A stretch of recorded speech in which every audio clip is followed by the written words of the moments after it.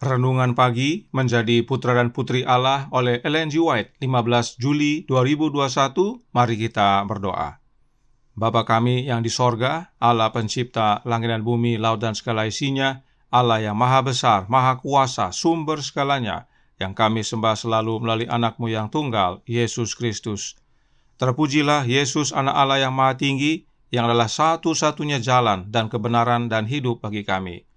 Pada pagi hari ini kami bersyukur boleh bangun dan berbakti dan sebagaimana membaca dan mendengarkan nasihat firman-Mu. Kiranya ini menjadi pembaharuan agar Yesuslah yang tinggal dalam hati kami. Beserta kami sepanjang perbaktian ini kehendak-Mu yang jadi, ampun kami akan dosa dan salah, karena kami berdoa hanya dalam nama anak Allah yang tunggal, Yesus Kristus yang adalah Tuhan dan Juru Selamat kami. Amin. Renungan hari ini akan dibacakan oleh Ibu Syawer Kaviar. Silahkan Ibu Syawer. Selamat pagi semuanya.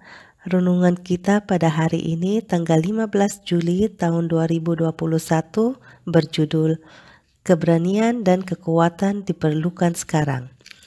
Ayatnya terdapat dalam Keluaran 9 ayat 16.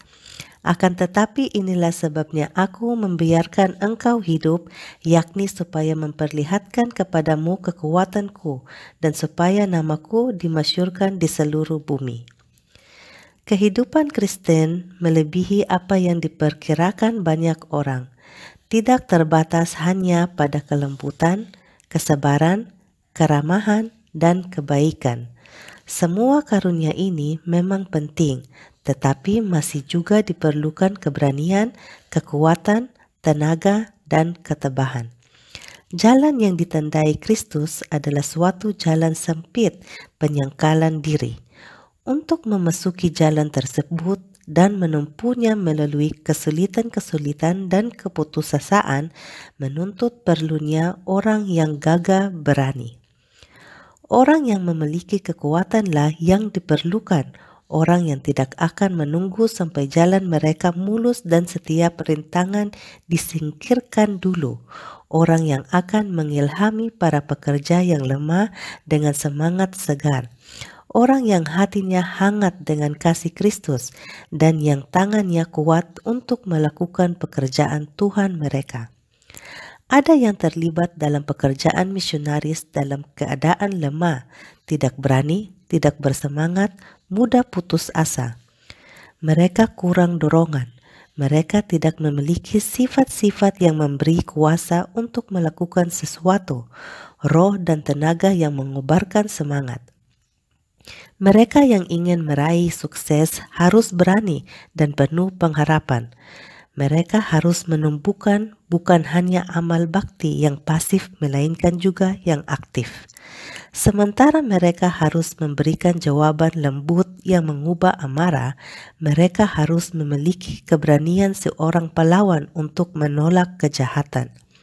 Dengan amal yang tahan atas segala hal, mereka memerlukan kekuatan tabiat yang akan membuat pengaruh mereka menjadi suatu kuasa yang positif. Ada yang tidak memiliki keteguhan tabiat, kelemahan, keraguan-raguan, dan rasa tidak berdaya guna ini harus dikalahkan. Orang yang berkuasa sering adalah mereka yang ditentang, diganggu, dan dihalangi. Dengan memanggil mereka untuk bekerja, rintangan yang mereka hadapi terbukti bagi mereka adalah berkat yang positif. Mereka mencapai kemandirian. Pertikaian dan penderitaan memerlukan pengarahan kepercayaan pada Allah dan untuk keteguhan yang mengembangkan kuasa. Terima kasih atas penatalanan Ibu Syawer. Tuhan Yesus memberkati. Selamat pagi saudaraku dalam Tuhan. Judul renungan hari ini dalam bahasa Inggris berbunyi Courage and Power. Kata power diterjemahkan menjadi kekuatan, namun sebenarnya lebih kepada kuasa. Jadi, sekarang ini yang kita perlukan adalah keberanian dan kuasa. Dan sebagaimana kita sudah pelajari kemarin, Kristus adalah kuasa Allah. Namun ada baiknya kita lihat urut-urutannya sehingga kita lebih dikuatkan dan menghargai.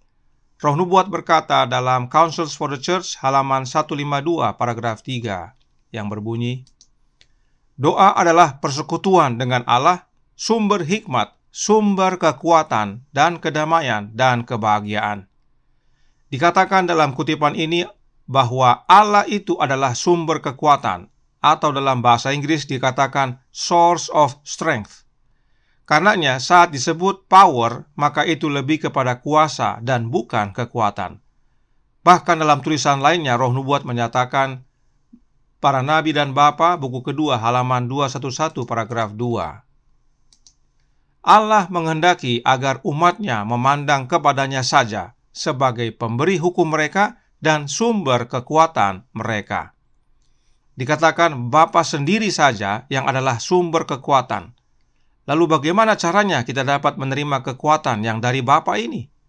Kita baca dalam Testimonies for the Church, volume 2, halaman 139, paragraf 2, yang berbunyi, Kristus adalah juru selamat kita yang sekarang dan yang mencukupkan segalanya. Di dalam Dia semua kepenuhan berdiam. Kepenuhan apa yang White maksudkan? Saya yakin saudara tahu, tapi ada baiknya kita baca. Mari kita baca dari Membina Kehidupan Abadi, halaman 83, paragraf 1. Kristus sendiri adalah mutiara yang sangat berharga itu. Di dalam Dia terhimpun segala kemuliaan Bapa, kepenuhan kealahan. Ia adalah wujud kemuliaan Bapa serta gambar wujud yang menyatakan pribadinya. Inilah kepenuhan yang White maksudkan, bahwa seluruh kepenuhan kealahan dari Bapanya tinggal di dalam Yesus. Sebab Yesus adalah anaknya Bapa, atau yang Paulus katakan cahaya kemuliaan Bapa serta gambar wujud Bapa. Hanya seorang anaklah yang dapat menyatakan gambar wujud Bapanya. Dan Allah Bapa senang kepenuhan kealahannya ada di dalam anaknya. The Spirit of Prophecy, volume 2, halaman 38, paragraf 2, menyatakan, Bapa senang bahwa di dalam Dia semua kepenuhan tinggal. Kenapa Bapa senang? Karena Yesus adalah anaknya yang Bapa kasihi, anak yang sesungguhnya. Kepadanya lah Bapa berkenan. Inilah hubungannya mengapa Yesus adalah sumber kekuatan juga. Sebab Bapa yang adalah satu-satunya sumber kekuatan, kepenuhannya tinggal di dalam anaknya, yaitu Yesus Kristus. Dan inilah pentingnya kita memahami hubungan Allah Bapa dan anaknya. Lalu, untuk apa kita ketahui semuanya ini? Kita baca The Faith I Live By, halaman 237, paragraf 6, yang berkata, dalam semua musim rekreasi kita dapat mengumpulkan dari sumber kekuatan yang ilahi, keberanian dan kuasa segar, agar kita dapat lebih berhasil meningkatkan hidup kita menuju kemurnian, kebaikan, sejati, dan kekudusan.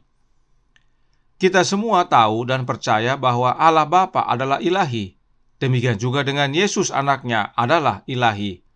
Maka, jika disebut sumber kekuatan yang ilahi, hal itu sudah pasti Bapa dan anaknya.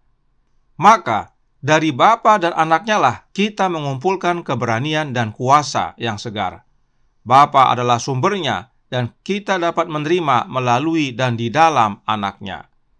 Roh Nubuat berkata dalam In Heavenly Places, halaman 7, paragraf 5, yang berbunyi, hanya dengan tinggal di hadirat Kristus akan membawa kedamaian, kebebasan, keberanian, atau courage, dan kuasa, power. Inilah hubungan semua yang kita pelajari. Kita perlu tahu siapa sumber keberanian dan kuasa tersebut, dan kita perlu tahu bagaimana caranya untuk menerimanya. Sumbernya adalah Allah Bapa, sebab Dialah sumber kekuatan satu-satunya, dan kita dapat memiliki keberanian dan kuasa atau sumber kekuatan tersebut melalui dan di dalam anaknya, Yesus Kristus. Sebab dalam Yesuslah tinggal semua kepenuhan kealahan. Dan kita sudah pelajari beberapa hari lalu bahwa tinggal di hadirat Yesus adalah sama dengan menerima kehadiran Roh-Nya Kristus. Maka dengan menerima Roh Kristus dalam hati kita, maka kita memiliki keberanian dan kuasa.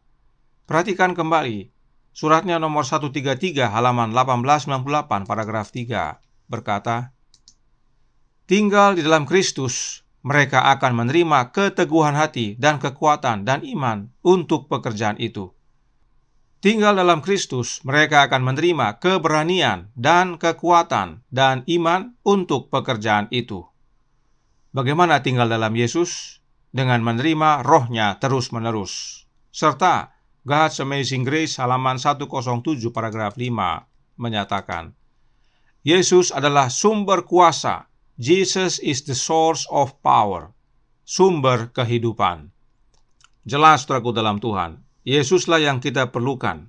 Yesuslah segala-galanya bagi kita, sebab dengan menerima Dia, kita menerima keberanian dan kuasa, courage and power. Karenanya, bukalah pintu hati kita agar Yesus masuk, maka kita akan memiliki keberanian dan kuasa untuk hidup sebagaimana Yesus hidup, serta bekerja mengabarkan kebenaran dengan penuh semangat sebagaimana Yesus mengabarkannya. Tuhan memberkati, saya bawa dalam nama Yesus. Amin. Mari kita berdoa. Bapa kami yang di sorga, Allah pencipta langit dan bumi, laut dan segala isinya, Allah yang maha besar, maha kuasa, sumber segalanya, yang kami sembah selalu melalui anak-Mu yang tunggal, Yesus Kristus. Terima kasih ya Bapa atas pengabaran yang penting bagi kami dalam menjelang penutupan akhir zaman ini. Tantangan semakin banyak dan semakin besar. Penting bagi kami memiliki keberanian dan kuasa, agar kami boleh berdiri teguh apapun yang terjadi, dan tetap mengabarkan kebenaran-Mu sebagaimana Yesus mengabarkannya. Karenanya, curahkan anak-Mu dalam hati ini ya Bapa, beserta kami ya Yesus, kehendak-Mu yang jadi. Ampun kami akan dosa dan salah, karena kami berdoa hanya dalam nama anak Allah yang tunggal, Yesus Kristus, yang adalah Tuhan dan Juru Selamat kami. Amin.